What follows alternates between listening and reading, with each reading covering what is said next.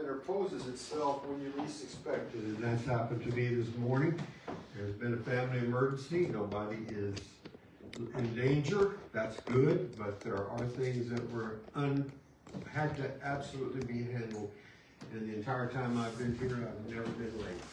So I ask for your prayers, your understanding, and support. Have we done the prayer box? Yes. We're up to meditation. All right, yeah, that's fine. All right. And I sure need it too.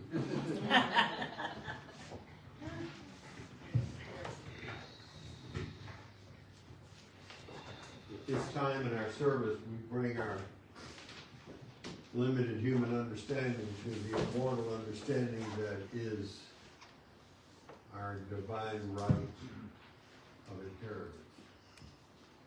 The things that occur outside and hurt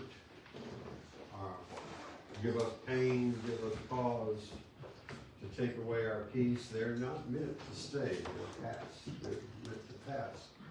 All things pass away except God. God alone is sufficient. We're going to affirm that right now. In your own way, in places that you visited in your life before, when you want to go into a calm, peaceful place, we enter that right now. And in this upcoming moment of silence, we affirm that what needs to be healed is healed, and what needs to be released is joyfully let go. So that something wonderful can come in its place. And that any fear or any sense of inadequacy, all these melt away. They're not you. They never were you. You know that. Some people are scared of that right now, right here. We accept who we are.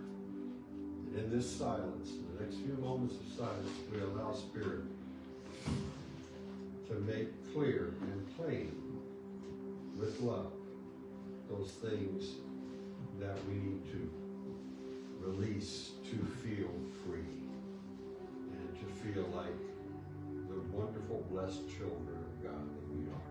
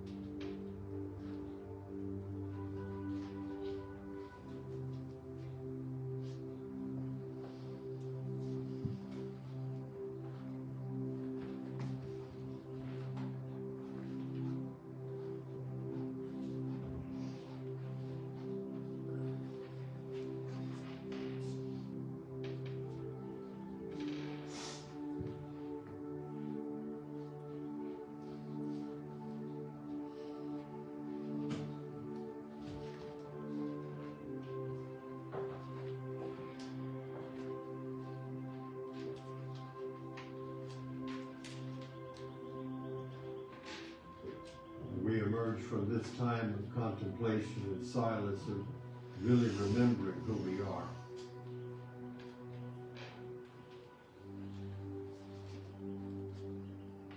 And we're at peace. And whatever we have affirmed that is good, we say it is complete and it is done. And so it is. Amen.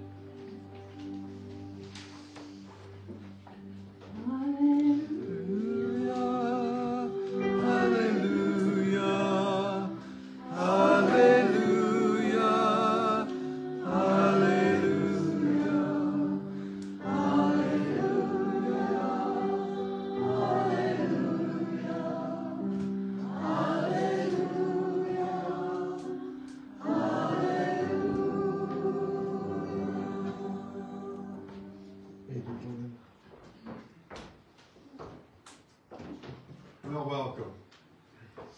I feel like it's proper to start out a day like this with something I remember hearing about the old boy in Alabama that was going fast. And we looked behind him and there were those cherry tops blowing and he was, way over the speed limit. He pulled over. Policeman got out of the car, saw tobacco in his mouth, and boots were squeaking, how he walked and everything, clanking. Came to the old boy's window right there. He said, "Boy, you got any ID?" The boy said, "About what?" And I thought of that on the way here because there were a multiplicity of things that played into the lateness of the morning. But I do want to say on a serious note that I feel like the true cosmic orphan because I was made aware that out of my grandmother's sister's children, the last one passed this at 101 years old. Oh my goodness. She was something. And I don't know what to say except she had a life well lived. And you talk about the conquest of fear, the lady was fearless. And I enjoyed every minute that I ever talked with her. You've heard me maybe mention of my Aunt Hazel, who has given me some sermon material over the years. That was her sister. And blessed group. And I'll tell you something about fear before I get going. And it has something to do with what I'm talking about. This lady that passed away had a man that was 23 years old that loved her very much. And he said, "I want to go to your parents, Hugo and Mamie, and ask for their blessing for your hand in marriage." And she said, "That's wonderful." And he said, "And I have one other thing I want to say." So we walked into the house where her parents were, and Hugo and Mamie were there. He said, "I want to tell you that I am just an old boy country lawyer. I barely passed St. Mary's. But I want the hand of your daughter in marriage because I believe in myself and I think I can be something that's good and we can have a family." And the discussion went on a little more and Hugo and Mamie said, "Well, yes, we accept you and we know Dorothy loves you. We've met you these few times." And he said, "I have something else I want to ask you. I have a dream. And I need you all to give me $100,000. Let's go see the future in-laws." And he said, "For what?" And he said, "Because if you do, I'm going to make you millionaires." Oh, that's a lot of talk. But Hugo saw something in this young man. He went on to build the Sunset Ridge Apartments in San Antonio and the Sunset Ridge Shopping Center. And made those people, for a $100,000 investment, $15 million. That was quite a belief that he had in himself. And it was the beginning of wonderful building and a great life these two had. Sometimes you just got to take things by storm. And that was something that Mel taught me throughout my life. He's long since gone, and now his lovely wife is. Fear, existential fear, fear that's grounded in the idea that I'm not enough, is the cause of a plethora of human ills. And the conquest of it, and the things that I've talked about over the years here and there and everywhere I could, was about leading a life that was not devoid of fear, because there's certain fear that keeps us comfortable. In other words, in our human experience. We look both ways before we cross the street. We stop at stop signs, we lock the house. We do practical things, but we don't necessarily obsess over them. The fear I'm talking about this morning is an obsessive, all-pervasive one that comes in and tells you you're not enough, you never were, and you never will be. How many people labor under that misapprehension? In this whole movement that we have called Unity and New Thought, we're enjoined over and over again to fear not. Why? The Christian scriptures say it. Dhammapada says it. Bhagavad Gita says it. You can go through the sacred scriptures of all of this world, and you'll hear the idea that fear is a needless forgetting of who you really are. Now, we all know that life is precious. We all know that things happen in this relative world that we live in. I want to ask you a question this morning. If I walked up to you and I gave you a bouquet of plastic flowers that I got at Hobby Lobby, you might say they kind of look good and I appreciate it, and they're plastic. And they don't mean a lot. Why? Well, I'll tell you why. If I walk up to you with same set of flowers, but they're real, that means something to you. Why? Because you know that they are finite. You know that they come to an end. You know they are vital. You know that they're not going to last forever. And in this life that we have right now, we know, we feel it's not what's going to last forever in this human experience. And that's what makes every day precious. It's not that we're given plastic flowers every day and say, go forth and live. Every day we're given a bouquet. And by knowing that it has finiteness to it, it's appreciated all the more. By you and me knowing that there is a time that this physical body has an expiration, we tend to, if we're smart, hold on and hug life to us and realize the preciousness of it, the realness of it, the way, if we're smart, we think about how we really want to live it. Do we want to live it under the idea of somebody else's approval? Do we want to live it with untaken chances, with unheeded impulses, with all the things that we get to do by choice in this mortal experience? Or do we want to walk the safe and narrow? I've heard the prayer, Lord, just keep me comfortable. Comfortable. I don't know about you, but everything that I've ever experienced in my life that took my breath away was not when I was comfortable. It was when I had expended myself in a great effort. I didn't know what was going to happen. I had all my faith and ideals working towards it. I started out as a speaker. I started out selling books that I believed in. I started out knocking on doors saying, you gave me a chance to talk. Give me 10 minutes and I'll show you what I can do. I wore out some shoe leather. I had no idea that I'd ever be a minister. I was purely following my bliss. But that didn't mean that in that blissful time that I didn't have concerns about what I was doing, what I was starting, how I was preparing, what it would be like. Look what it did. It took me to be associate pastors of a large church, small church, senior pastor of this wonderful place. How can I look back and say that any move in that road, any curve in that road was wrong? it brought me right where I am today. And I'll tell you something else. That same spirit of follow will take you safely where you need to go. Maybe not in your human understanding. You may have times that you wake up and say, what in God's name are you putting me through? To the power upstairs. When you release fear and you hold on to faith, you're holding on to the mightiest impulse in the world. Faith is more than fear.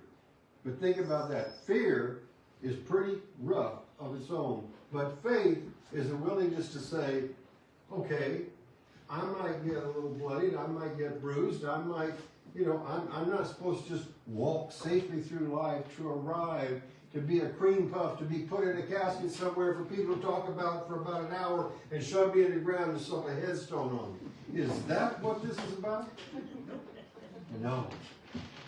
I mean, that's fine to memorialize, but just to walk safely and say, don't bother me with too much. I'm okay with the amount of living I have now. No, the living that I'm talking about was the living of the Master. Do you think Jesus, when he started out, walking to the temple as a young person, leaving his parents because he was so interested to find out what all these rabbis were talking about? Do you think he followed the safe and narrow? Do you think that he didn't question authority? Do you think that there were times that he didn't wonder, well, what was next to be about my Father's business? But he stayed in prayer. Prayer. That misunderstood thing that we think has to happen on our knees with our heads bowed and our Sunday school hands clasped, looking up sweetly, saying, I understand that you love me and I love you back. Is that it? Is that really it? Or is prayer saying, I'm late, God, get me there somehow. I've had a lot going through, but you're with me. And I know it may not be in my time, but your time. I'll be there. And it's going to work out fine. That's faith. Faith is lying there in the midst of what I said when I played football. I've told you all this. Some are new people that may not hear this.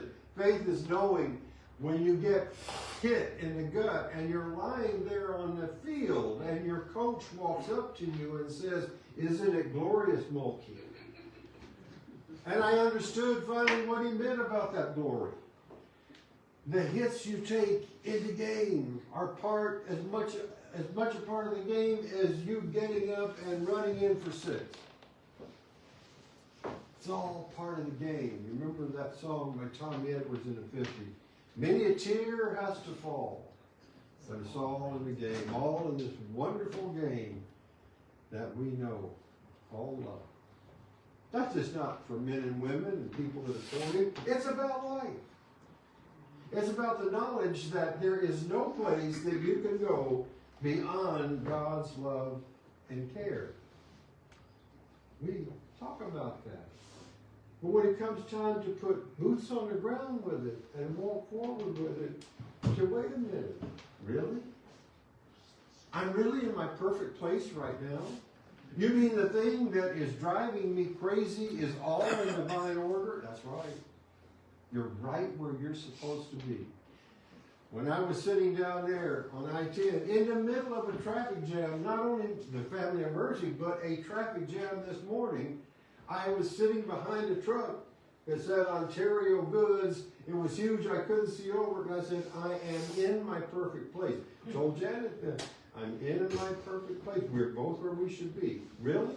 Yeah, I don't understand it, but that's where it is for now. That is faith. That's giving everything over to the Spirit inside you that knows how to take your life and make it what you want to be. Not necessarily in the way you think it should be, but will do it. Because its power, its scope, is far above anything that we can imagine right now. When you surrender your life to this presence, as I said, it's not just a Sunday school pose, although if that works, that's fine. Sometimes it's in the hardest part of your life when you wonder, what in the world am I going to do and how am I going to get through this? I don't believe in a new thought that treats everybody the same. The Spirit inside us knows that there are differences. If we were all the same, we'd pray the same way. We'd eat the same way. We'd talk the same way. We'd vote the same way. People are different. How boring for all of us to do the same thing. Do you realize that an atheist who's working on that great masterpiece book may be doing God's work just as much as the saint who's leading a Sunday school class? Let me ask you this. Does the spirit of electricity care that you believe in it when you flip the switch? Well, maybe we have a misunderstood idea about what prayer is. We think it's when we assume a certain position and look certain ways that other people see we're devout. And I think it's different. I think prayer, true prayer, is a cry and a longing from the heart. As the old Unity author said, in the heart of man a cry, in the heart of God supply. There's nothing that you have to do to become more deserving of your good than being willing. Holding on to your sins, regrets, upsets, mistakes, shames, embarrassments, all those things, they may give you an identity. And you may feel like you're atoning in some way, but they're holding you back. The conquest of fear that I'm talking about this morning, in spite of, because of, perhaps, walks on. And it may ask questions along the way, and it may need to sit down and rest a few times. Nothing wrong with that. But you get up and you start moving again. Aware that you're not alone. Now, how can you be aware that you're not alone? How can you be aware that what I'm talking about this morning, this presence is with you?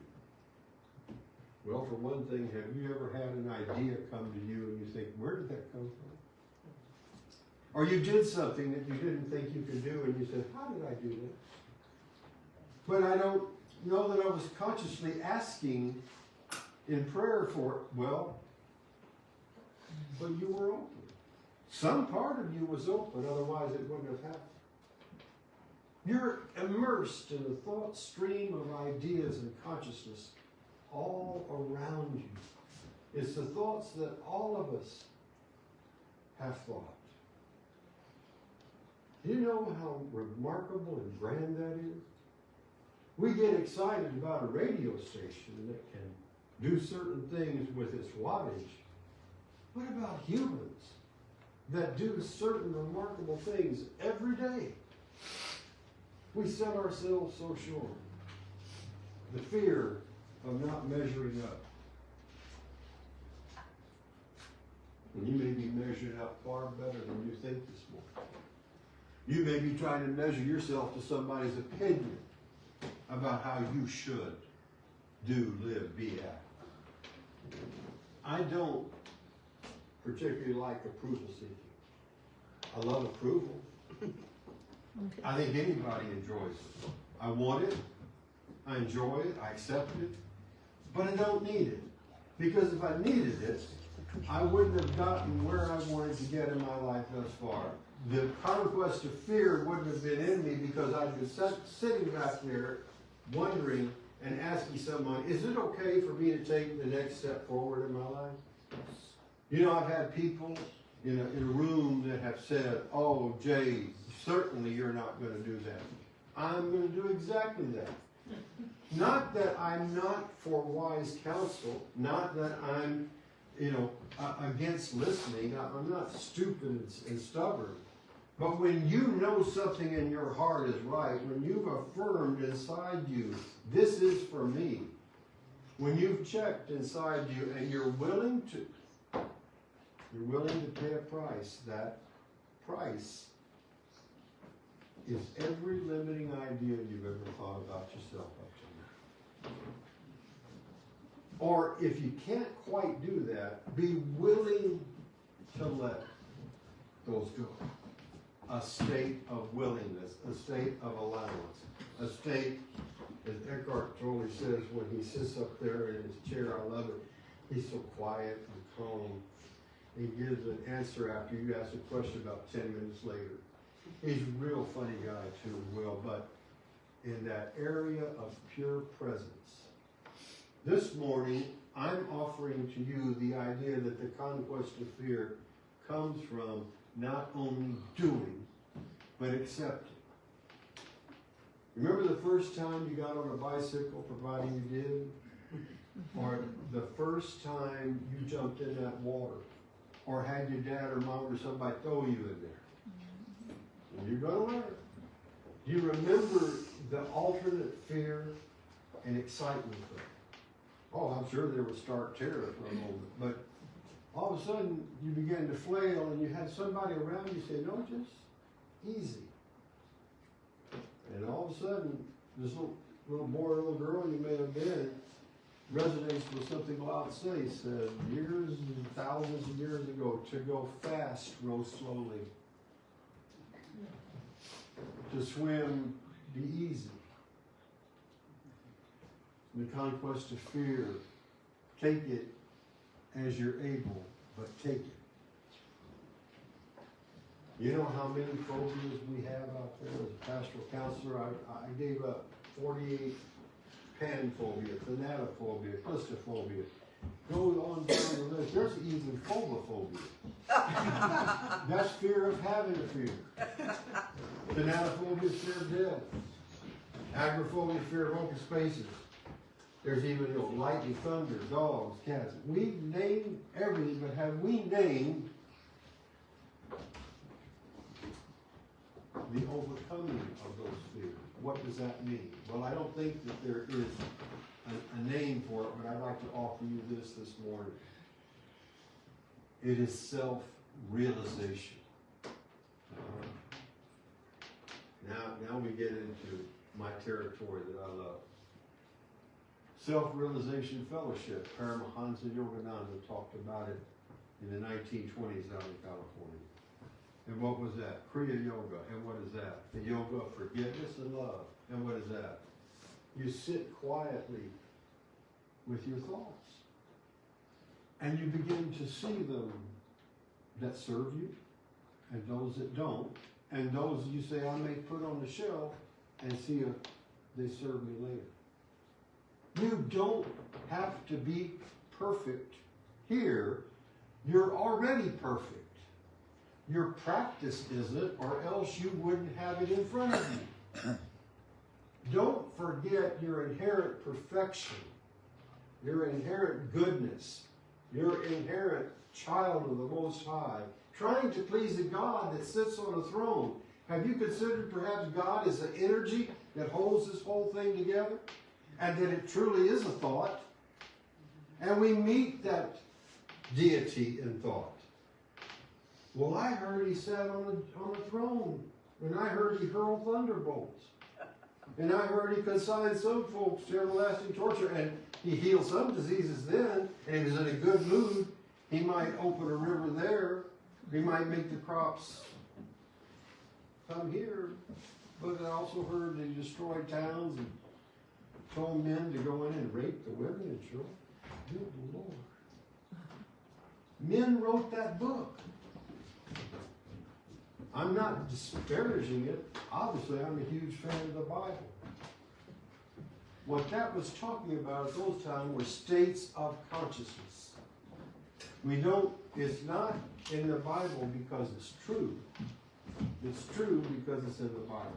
That's not just a play on words. It is what those folks were dealing with at that time and how they understood their journey to God. But Jesus came and crushed that law and crushed that idea and said, perfect love casts out fear.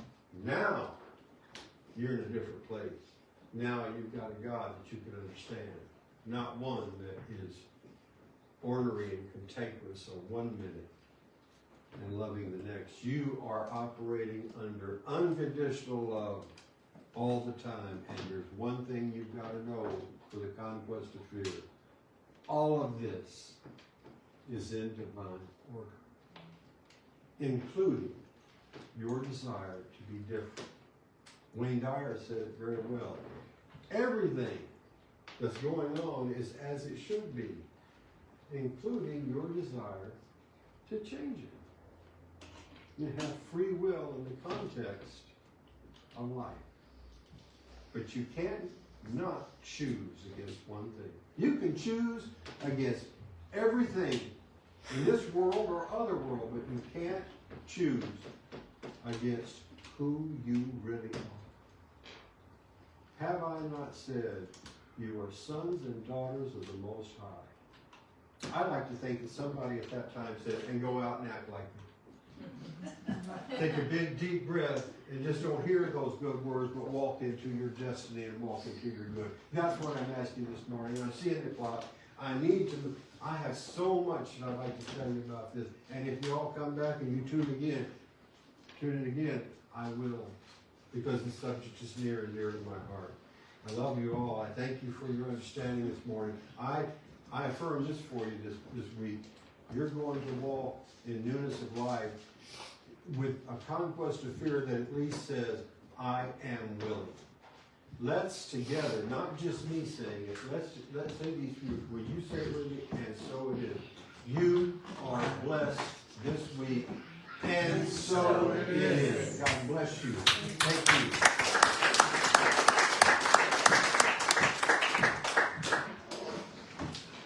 This is the time that we give as we receive. I ask you to give the best gift you're able. Those who are tuning in, I ask you to give the gift that you can do by pressing the PayPal button at the bottom of our webpage, Unity of Bernie, or sending it to Unity of Bernie, P.O. Box 1973, Bernie, Texas 78006. Again, that's Unity of Bernie, P.O. Box 1973, Bernie, Texas 78006. Ask you all to give your best gift as Javier comes forward with you. Thank you.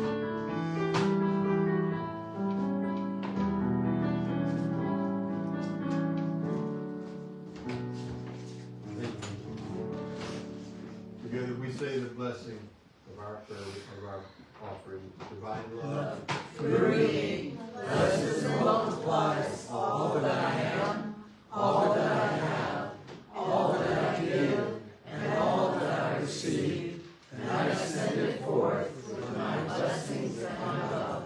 So it is.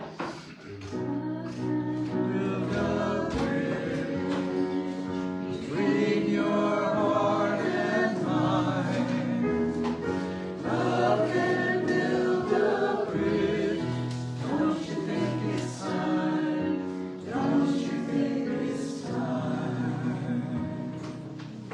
Stand and join hands.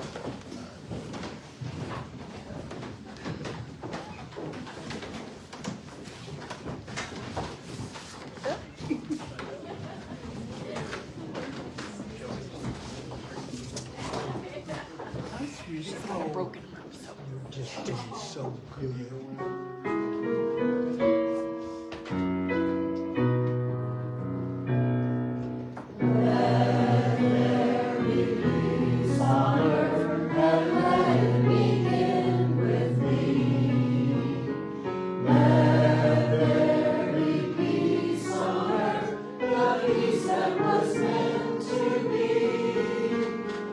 God as Creator, family